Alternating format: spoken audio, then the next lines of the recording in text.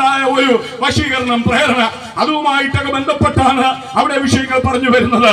ആ വാക്യത്തിൽ ഒരു ഇരിപ്പിനെ കുറിച്ച് പറയുന്നുണ്ട്. ഇരുന്നു എന്നല്ല, ഇങ്ങനെ അവൾ യോസേപ്പിനെ ദിനം പ്രതിയും അവനോട് പറഞ്ഞിട്ടും അവളോടുകൂടെ ശയിപ്പാനോ അടുത്ത് അവളുടെ അടുക്കൽ ഇരിപ്പാനോ അവൻ അവളെ അനുസരിച്ചില്ല എന്നാണ്. അവിടെ ഇരുന്നു എന്നല്ല, ഇരുന്നില്ല എന്നാണ് പറയുന്നത്. അത് ഇന്നത്തെ ആളുകൾ ഈ പറയുന്നത് പോലെ മാതൃകയാക്കേണ്ടതാണ്. പക്ഷേ ഇവിടെ യോസേപ്പ് അവരുടെ അടുക്കൽ ഇരുന്നില്ലെങ്കിൽ ഇന്ന് ഒരുപാട് യോസേപ്പുമാർ അവളുമാരുടെ അടുക്കൽ ഇരിക്കുന്നുണ്ട്, ഒരുപാട് അവളുമാര് യോസേപ്പുമാരുടെ അടുക്കൽ ഇരിക്കുന്നുണ്ട്. നിങ്ങൾ ബസ്സിൽ കയറിയാ നോക്കുക, ഈ ഇരിപ്പ് കാണാനായിട്ട് കോളേജിൽ പോയിട്ട് വരുന്നത്, അങ്ങോട്ട് പോകുന്നത്, ഓരോരോ ടൂറിസ്റ്റ് കേന്ദ്രങ്ങളിൽ നോക്കുക, ഓരോരോ ബസ് സ്റ്റാൻഡുകളിൽ നോക്കുക, പ്രിയമുള്ളവരെ ബൈക്കുകളിൽ നോക്കുക, ഇങ്ങനെയൊക്കെ ഇരിക്കുകയും തൊട്ടും പിടിച്ചും പിന്നെ ഇവിടെ നിന്നുകൊണ്ട് പറയാൻ ഈ പറഞ്ഞതുപോലെ പറ്റാത്ത വിധത്തിലുള്ള യാതൊരു ലജ്ജയായതിൽ മാനം തോന്നുന്ന ഒരു തലമുറ ഇവിടെ ഉണ്ടായി വന്നുകൊണ്ടിരിക്കുകയാണ്. പക്ഷേ യോസേപ്പിനെ സംബന്ധിച്ച് നോക്കുക, ദിനം പ്രതിയും യോസേപ്പിന് നല്ല പ്രായമാണ്, കോമള രൂപിയാണ് കേട്ടോ, ഒരുപാട് വശീകരിക്കാൻ സാധ്യതയുണ്ട്. പക്ഷേ അവൻ അവിടെ ഇരുന്നില്ല എന്നാണ്. ഇങ്ങനെ നട്ടലുള്ള വിശ്വാസികളായ ചെറുപ്പക്കാർ നമുക്ക് വേണം. അല്ലാതെ പാടുന്നവരും പ്രസംഗിക്കുന്നവരും ആത്മീയ കാര്യങ്ങളൊക്കെ ചെയ്യുന്ന ഒരുപാടുണ്ട്. ജീവിതത്തിൽ വിശുദ്ധിയെ സൂക്ഷിക്കുവാൻ, ശരിയായ കാര്യങ്ങൾക്ക് വേണ്ടി നട്ടലോടെ നിൽക്കാൻ കഴിയുന്ന, പാപത്തെ വിട്ടോടാൻ കഴിയുന്ന, പാപത്തോട് ചെറുത്ത് നിൽക്കാൻ പോരാടാൻ കഴിയുന്ന ആളുകൾ നമുക്ക് ആവശ്യമായിട്ടിരിക്കുന്ന പ്രിയമുള്ളവരെ, ആ കാര്യം നമ്മൾ ഓർത്തുകൊള്ളേണ്ടത് ആവശ്യമാണ്. അവരുടെ അടുക്കൽ ഇരുന്നില്ല. പിന്നെയും നമ്മൾ യോഹന്നാന്റെ സുവിശേഷം 1-ാം അധ്യായം 48-ാമത്തെ വാക്യത്തിൽ വരുമ്പോൾ നഥനയേലിനോട് നമ്മുടെ കർത്താവ് പറയുന്ന കാര്യത്തിലുള്ള ഇരിപ്പ് അവിടെ കാണുന്നുണ്ട്. ഇപ്പോൾ നമ്മുടെ കർത്താവ് ശിഷ്യന്മാരുമായിട്ട് ഇങ്ങനെ സഞ്ചരിച്ചു പോകുമ്പോൾ ഫിലിപ്പോസിനെ കാണുകയാണ്. ഫിലിപ്പോസിനെ കർത്താവ് വിളിച്ചു, കർത്താവിനെ അനുഗമിക്കുകയാണ്. അനന്തരം നഥനയേലിനെ ഈ ഫിലിപ്പോസ് കാണുന്നുണ്ട്. ഫിലിപ്പോസ് നഥനയേലിനോട് പറഞ്ഞു, നഥനയേലേ, ഈ ന്യായപ്രമാണത്തിൽ മോശയും പ്രവാചകന്മാരും ഒക്കെ പറഞ്ഞിരിക്കുന്നവനെ ഞങ്ങൾ കണ്ടെത്തി. അവൻ യോസേപ്പിന്റെ മകനായ യേശു എന്ന നസറേത്തുകാരൻ തന്നെ. അപ്പോൾ നഥനയേലിന് ഒരു സംശയം. എന്താണ് സംശയം? പൂരിപ്പിച്ചോട്ടെ. എന്താ സംശയം? നസറേത്തിൽ നിന്ന് വല്ല നന്മയോ വരുമോ? അപ്പൊ ഫിലിപ്പോസ് എന്താ പറഞ്ഞത്? വന്ന് കാണുക, എന്നാ പിന്നെ ഒന്ന് കാണണമല്ലോ എന്ന് പറഞ്ഞ് ഇങ്ങനെ നഥനയേൽ ഫിലിപ്പോസോട് വരികയാണ്. വന്ന ഇങ്ങോട്ട് വരികയാ. ഈ ഇവിടെ നിന്ന് വന്ന നന്മ കാണാൻ വേണ്ടിയിട്ട്, നശവത്തിൽ വന്ന നന്മ കാണാൻ വേണ്ടിയിട്ട് ഇങ്ങോട്ട് വരികയാണ്. വരുമ്പോൾ തന്നെ കർത്താവ് ഇവൻ ഏകദേശം ഇവനെ കേൾക്കാൻ പാകത്തിലെത്തുമ്പോൾ നമ്മുടെ കർത്താവ് വിളിച്ചു പറയും, ഇതാ സാക്ഷാൽ ഇസ്രായേലിയൻ, ഇവനിൽ കപടമില്ല. ആ സമയത്ത് ആശ്ചര്യ പരതന്ത്രനായിട്ട് ഈ മനുഷ്യൻ നഥനയേൽ കർത്താവിനോട് ചോദിക്കുന്ന ഒരു ചോദ്യമുണ്ട്. വായിച്ചിട്ടുണ്ടോ നിങ്ങള്? കർത്താവേ, നീ എന്നെ എവിടെ വെച്ച് അറിയും?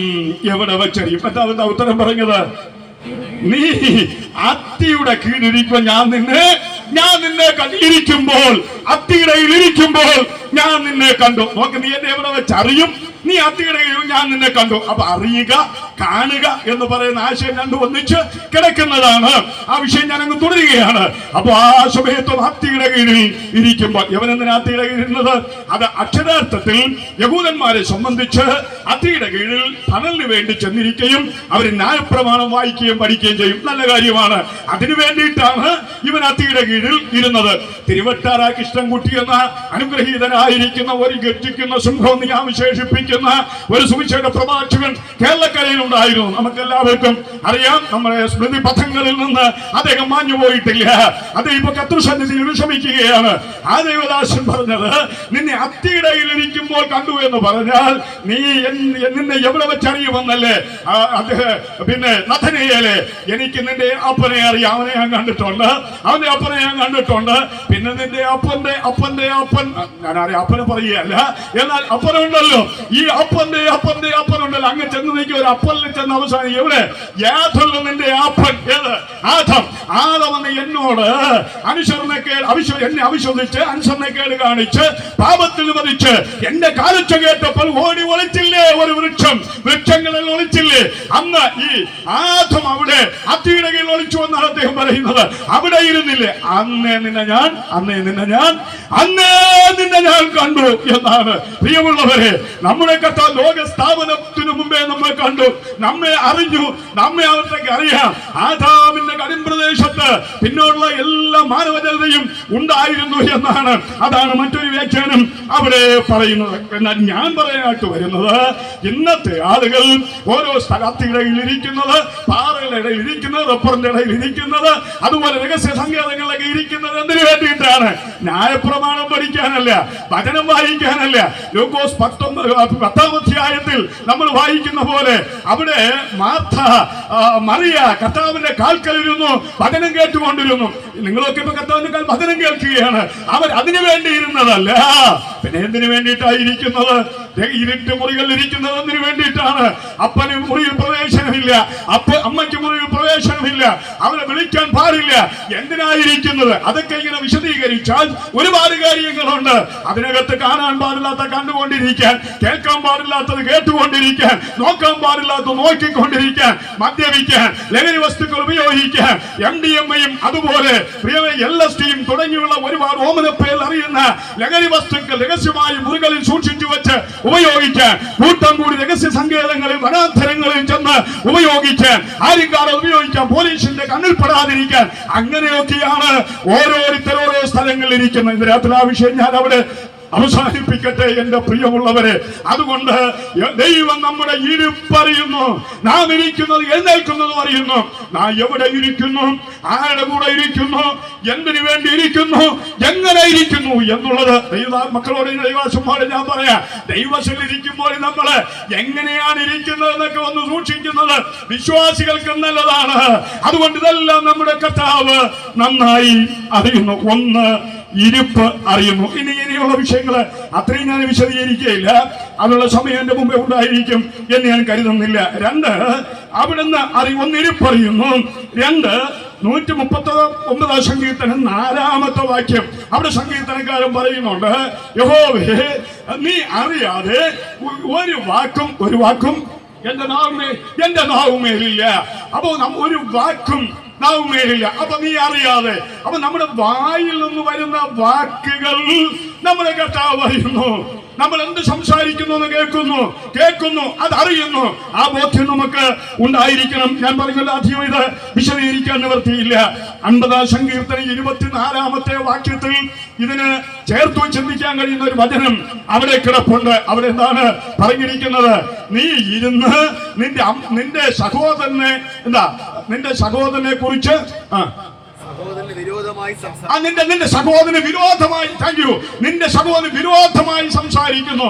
നിന്റെ അമ്മയുടെ മകനെ കുറിച്ച് അപവാദം പറയുന്നു. നമ്മുടെ വാക്കുകളാണ്. സഹോദരന് വിരോധമായി സംസാരിക്കുക. ഈ അടുത്ത സമയത്തൊക്കെ സഹോദരന് അനുകൂലമായി എന്തൊക്കെ സംസാരിക്കാൻ കഴിഞ്ഞിട്ടുണ്ട്. വിശ്വാസ സമൂഹത്തിന് വേണ്ടി, ദൈവമക്കൾക്ക് വേണ്ടി, സഭയ്ക്ക് വേണ്ടി ഒക്കെ എത്രത്തോളം അനുകൂലമായി സംസാരിക്കാനായിട്ട് കഴിഞ്ഞിട്ടുണ്ട്. ഇനി അമ്മയുടെ മകൻ, അത് കുടുംബത്തിലെ സഹോദരൻ എന്ന് നമുക്ക് എടുക്കാം. നമ്മുടെ കൂടപ്പിറപ്പുകൾക്ക് വേണ്ടി അനുകൂലമായി അത് അപവാദം പറയുകയാണ്. ആവശ്യമില്ലാത്ത കാര്യങ്ങൾ പറയുകയാണ്, ഇല്ലാത്ത കാര്യങ്ങൾ പറയുകയാണ്. ഇത് കുടുംബത്തിലെ സഹോദരന്മാരുള്ള ബന്ധത്തിലുമുണ്ട്, സഭയിലെ സഹോദരന്മാരുള്ള ബന്ധത്തിലും ഇത് കാണാൻ കഴിയുന്നുണ്ട്. എന്നാൽ എസ്തേറിന്റെ പുസ്തകം 10:3 വന്നാൽ അവിടെ ഒരു അനുകൂലവാദിയെ കുറിച്ച് പറയുന്നുണ്ട്. സ്വജനത്തിന് അനുകൂലവാദി. പേര് പറയാമോ? പേര് പറയാം. അറിഞ്ഞൂടാത്തവർ പറഞ്ഞാൽ മതി, അറിയാവുന്നവരും പറയാം. ആരാണത്? മോർദെഖായിയെ കുറിച്ച് കുറെ ഗുണവിശേഷങ്ങൾ പറയുമ്പോൾ അവിടെ പറയുന്നത് ഇങ്ങനെയാണ്: അവ സ്വജനത്തിന് അനുകൂലവാദി. സ്വജനത്തിന് എന്ന് പറഞ്ഞാൽ ദൈവമക്കൾക്ക് നേരെ ആരെങ്കിലും ഒക്കെ ഒന്ന് സംസാരിച്ചാൽ അങ്ങനെ തന്നെ, അല്ലെങ്കിൽ ഇങ്ങനെ തന്നെ എന്ന് പറഞ്ഞ് സമ്മതിച്ചോണ്ട് പോവുകയല്ല. ഉള്ള കാര്യമാണെങ്കിൽ ചിലപ്പോൾ ഉണ്ടാകുന്ന മറുപടി പറയാൻ പറ്റുകയില്ല. ഇല്ലാത്ത കാര്യമാണെങ്കിൽ അങ്ങനെ അല്ല എന്ന് പറഞ്ഞിട്ട് പോകുന്ന, അവരെന്താണ് പറഞ്ഞത്, അതിനെന്താണ് ചെയ്തത് എന്ന് ചോദിച്ചിട്ട് പോകുന്ന ഒരു സ്വഭാവമുള്ള ഒരാളായിരുന്നു മോർദെഖായി. അവൻ സ്വജനത്തിന് അനുകൂലവാദിയാണ്. അതുകൊണ്ട് ഈ വിഷയങ്ങളൊക്കെ സൂക്ഷിക്കാൻ ഇടയാകട്ടെ.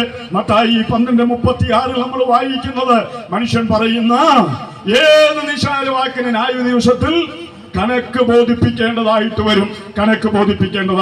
രണ്ട്, ഇരിപ്പ് ഇവിടെ നാം കഴിഞ്ഞു. അതുപോലെ രണ്ടാമത്തെ ആശയം നമ്മുടെ വാക്കുകൾ, അത് കർത്താവിനറിയാം. മൂന്നാമത്തെ ആശയം കൂടെ ആ വിഷയത്തിൽ പറഞ്ഞ് വേഗത്തിൽ ഞാൻ അവസാനിപ്പിക്കാം. 44 സങ്കീർത്തനം 21 വാക്യം, അതൊന്ന് വായിച്ചു കേൾക്കാം നമുക്ക്. അതും ആവശ്യമായ വാക്കുത്തരിക്കാൻ ഓർമ്മയിലുണ്ട്, എങ്കിലും ഒന്ന് വായിച്ചു കേൾക്കാൻ നല്ലതാണ്. ദൈവം അറിയുന്ന മറ്റൊരു വിഷയം, മൂന്നാമത്തെ വിഷയം അവിടെ ഉണ്ട്. സങ്കീർത്തനം 44:21.